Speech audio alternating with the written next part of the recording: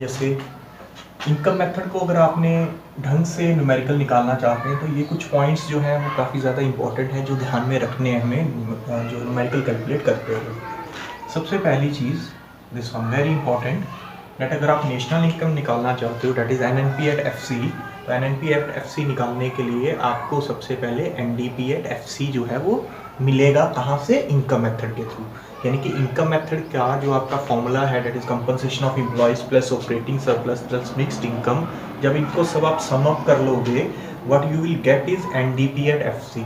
अगर आप ये याद नहीं रख पाए कि ये बेसिकली जब हम इसको सम करते हैं तो एनडीपी एट एफसी हमें मिलता है, तो देन आप जो है वो न्यूमेरिकल में आगे नहीं बढ़ पाएंगे, आप सिर्फ यहीं तक स्टॉप हो जाएंगे। इसके बाद आपको समझ नहीं आएगा कि आपको एनएनपी एट एफसी तक किस तरह से पहुंचना है। उसके बाद इसके कंपोनेंट्स की बात आती है, तो सबसे पहला कंपोनेंट जो हम लेते हैं वो लेते हैं कंपनसेशन ऑफ एम्प्लॉयज़। ये हमेशा याद रखिए कि अगर ब्रॉडर कंपोनेंट दिया होगा तो सब कंपोनेंट्स नहीं लेने हैं। जैसे कि कंपनसेशन ऑफ एम्प्लॉय के सब कंपोनेंट्स जो हैं वो है wages and salaries in cash, दूसरा wages and salary in kind, ये ऑलरेडी मैं पहले बता चुका हूँ ये चीज़ें हैं क्या, and employers contribution to social security scheme.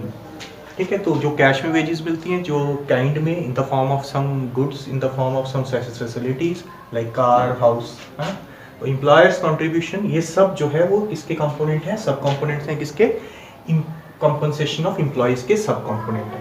तो अगर आपको कंपनसेशन ऑफ एम्प्लॉय ओवरऑल दिया और सब कंपोनेंट भी कई बार क्वेश्चन में कंफ्यूजन के लिए दे देंगे, तो आपने इन सब कंपोनेंट्स नहीं लेने, ठीक है, तब आपने जो है कंपनसेशन ऑफ एम्प्लॉय ले लेना है। लेकिन अगर compensation of employ is not given in the question then you have to collect this सब components, then you have to collect this सब components, first wages and salary cash, kind and employers contribution. ठीक है, kind में कई बार वो बोल देता है कि भाई हाउस की फैसिलिटी मिली है, कार की फैसिलिटी मिली, तो आपको यहाँ पे पता होना चाहिए कि पर्क्स के फॉर्म में अगर कुछ दिया जा रहा है that is also a part of compensation of employ. Wages and salary we know कि जो भी कैश में उसको रिम्यूनेशन मिल रहा है, जो भी जो भी एम्प्लॉयज़ को रिम्यूनेशन मिल रहा है वो आ जाएगा। बड़ी ज़्यादा कन्फ्यूजन यहाँ पे बच्चों को क्रिएट हो जाती है जब वो क्वेश्चन सॉल्व करते हैं, क्योंकि एग्जाम में आपको ये याद रखना है this is employers contribution. Employer वो होता है जो जॉब प्रोवाइड करता है, एम्प्लॉय वो होते हैं जो जॉब रिसीव करते हैं, जो काम करते हैं किसी की फर्म में, वो एम्प्लॉय होते हैं। जो फर्म का ओनर होता है वो एम्प्लॉयर होता है।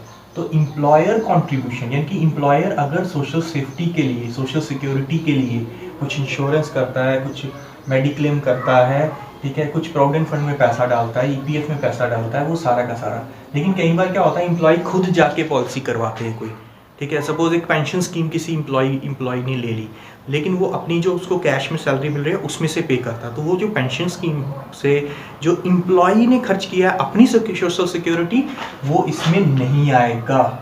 ठीक है, तो कंफ्यूज करने के लिए क्या करते हैं कई बार ये लिख देते हैं employ contribution to social security scheme, वो एम्प्लॉय ने खुद किया, तो वो that is not the part of compensation of employ, this must be keeped in mind. Only employers contribution will come under compensation of employees. Next operating surplus.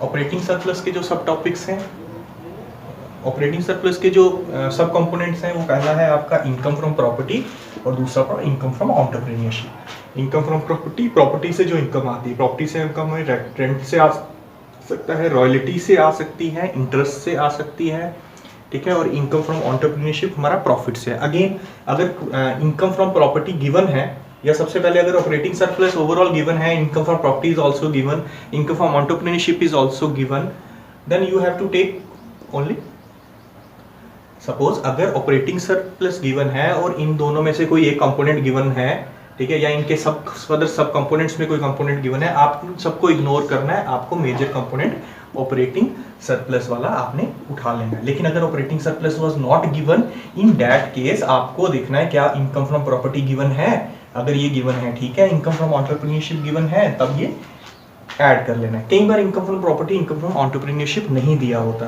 तब हमें क्या करना है, तब हमें ये कलेक्ट करना है रेंट, रॉयल्टी, इंटरेस्ट, ये सब कंपोनेंट्स जो हैं फर्दर इनकम फ्रॉम प्रॉपर्टी के सब कंपोनेंट्स जो हैं वो ऐड करने हैं।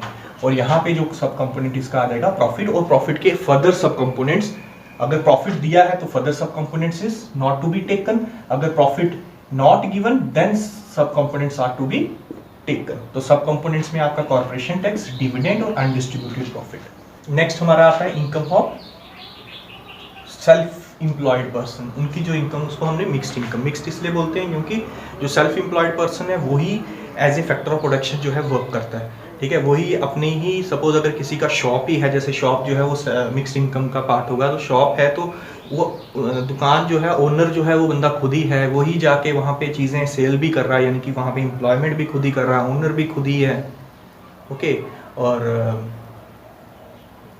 प्रॉफिट भी वो खुद ही ले रहा है। तो ये सब जो है वो सेल्फ एम्प्लॉयमेंट की जो भी इनकम होगी, क्योंकि सारी इनकम जो है, जो इसका जो सोर्स है इनकम का वो मिक्स्ड है, मिक्स्ड सेल्फ एम्प्लॉयड की इनकम जो है वो मिक्स्ड है। तो बार्बर शॉप हो गया या बार्बर शॉप हो गया या जनरल स्टोर हो गया, ठीक है, या फार्मर हो गया, they all come under self employed, ठीक है। इनकम अंडर दिस इधर income will be come under mixed income, okay.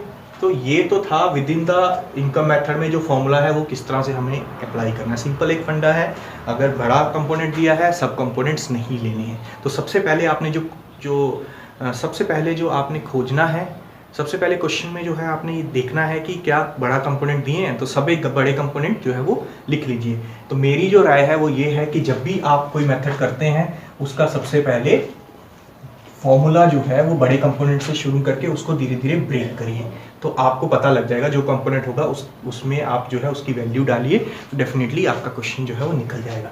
यहाँ तक तो ये हो जाता है इनकम मेथड में, ठीक है। लेकिन इनकम मेथड में कंफ्यूजन क्रिएट, इनकम या फिर वर्क टू भी कई सारे मेथड में जो कंफ्यूजन क्रिएट करने के लिए बोर्ड में, एग्जाम में जो है ये NFIA को काफ़ी ज़्यादा यूज़ किया जाता है कंफ्यूजन क्रिएट करने के लिए। वो कैसे?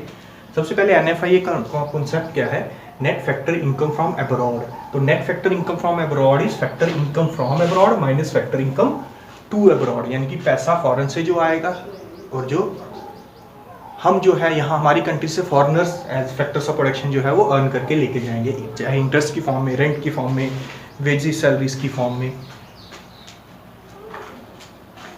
सिमिलरली तो net factor income from abroad तो हमें पता लग गया कि हमें नेट अगर दिया है तो फैक्टर इनकम फ्रॉम अब्रॉड और minus factor income to abroad. अब यहाँ पे कंफ्यूजन कई बार क्या क्रिएट कर देता है, वो इन दोनों वो net factor income from abroad नहीं देगा, वो सिर्फ एक कंपोनेंट डाल देगा फैक्टर इनकम फ्रॉम अब्रॉड, बस नेट नहीं लिखेगा और कोई भी कंपोनेंट दे दे। उस केस में आपका फैक्टर इनकम फ्रॉम अब्रॉड जो है that will be equal to net factor income from abroad होगा। एक चीज, यानी कि इसको हमने उस टाइम पे 0 मान लेना है। ये अगर 100 दिया है तो उस केस में net factor income from abroad will be 100, ठीक है। और अगर आपका ये फैक्टर इनकम टू अब्रॉड दे दिया है और अगर ये उस केस में आपने 0 मानना है, लेकिन हाँ ये माइनस साइन को इग्नोर नहीं करना है। यहाँ पे अगर ये 100 दिया है, फैक्टर इनकम टू अब्रॉड अगर आपको 100 दे दिया है, तो डेट मीन्स जो पैसा जो है फॉर हमारी कंट्री से बाहर जा रहा है वो कितना जा रहा है?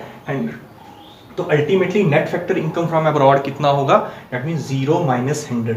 इस केस में 0 minus 100 means net factor income from abroad will here be minus 100 in this case, okay. So ये आपने ध्यान से करना, net factor income from abroad minus factor income to abroad, दोनों में से कोई एक कंपोनेंट दिया है, ये माइनस साइन को इग्नोर नहीं करना है। आपने सिंपली अगर पूरा फॉर्मूला लिखा होगा तो दूसरे को 0 करना है, किसी एक को 0 करना है, जो गिवन है उसको रखना है, बाकी पूरे फॉर्मूले को सॉल्व करके you will get the net factor income from abroad. Next, लेकिन इसी में क्या कंफ्यूजन क्रिएट करता है, वो एक कॉन्सेप्ट और भी आता है इसमें, वो है net factor income to abroad. अभी ये क्या आ गया? Net factor income from abroad था, ये क्या आ गया? Net factor income to abroad. So net factor income to abroad जो है उसका फॉर्मूला क्या आएगा? उसमें हमने फैक्टर इनकम टू अब्रॉड पहले, यहाँ पे बाद में था, और फैक्टर इनकम फ्रॉम अब्रॉड बाद में, दोनों को जब हम माइनस करेंगे what we will get is net factor income to abroad. मैंने शॉर्ट में लिखने की कोशिश किया है, नेट फैक्टर इनकम टी करके टू अब्रॉड, ठीक है जी। तो कई बार वो बोलेगा net factor income to abroad जो है वो कैलकुलेट करो, उस केस में आप ये वाला फॉर्मूला अप्लाई कर सकते हो। लेकिन अब इसको net factor income to abroad दिया होगा, फ्रॉम अब्रॉड क्वेश्चन में नहीं दिया होगा, तब आप क्या करोगे?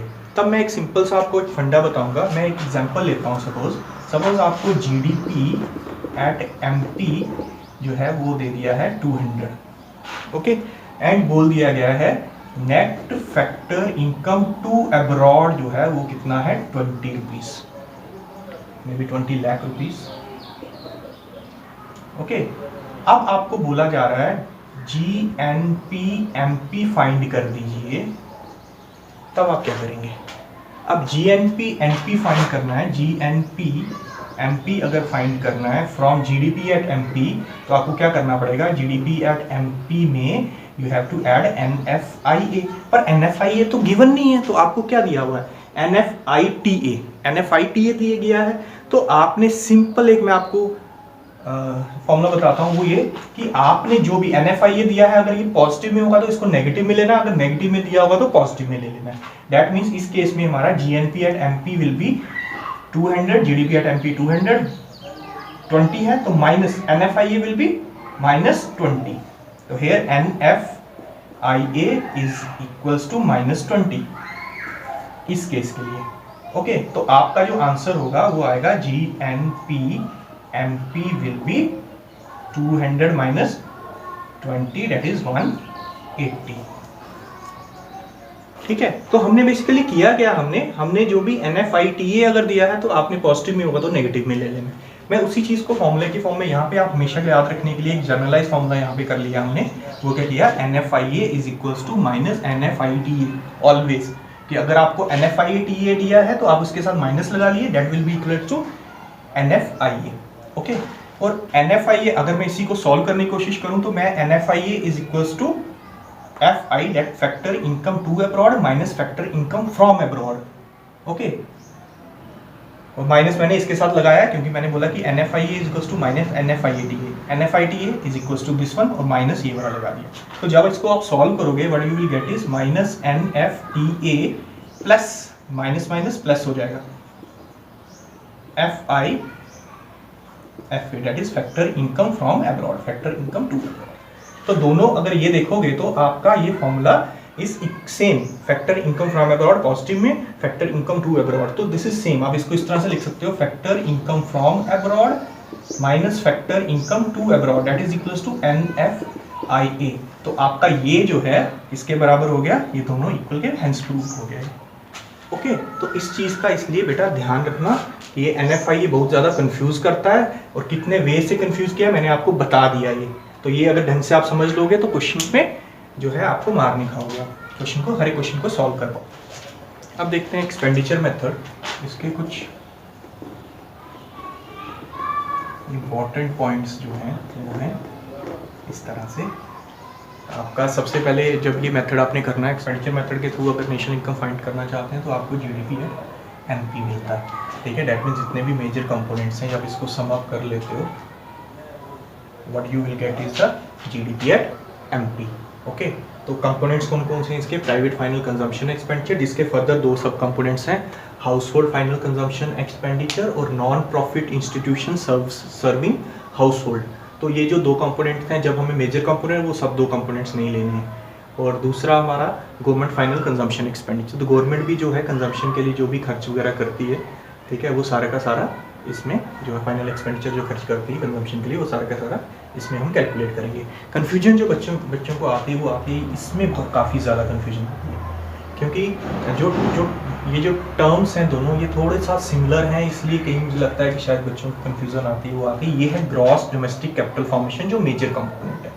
सब कंपोनेंट्स जो हैं उसका है ग्रॉस फिक्स्ड कैपिटल फॉर्मेशन।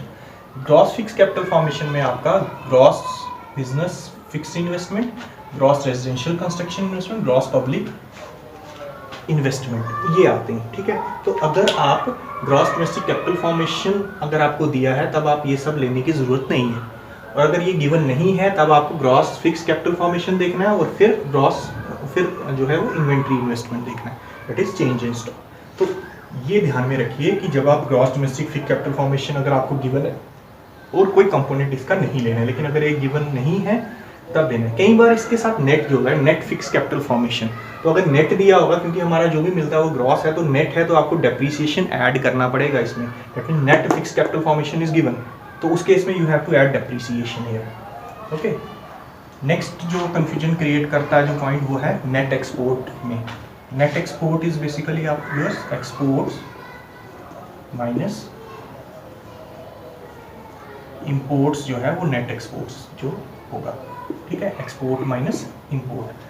अब यहाँ पे देखिए कि कई बार क्या कर देता है वो नेट एक्सपोर्ट लिखने की बजाय नेट इंपोर्ट्स जो है वो मेंशन कर देगा क्वेश्चन में। तो उस केस में नेट इंपोर्ट्स जो होता है वो होता है इंपोर्ट्स माइनस एक्सपोर्ट्स।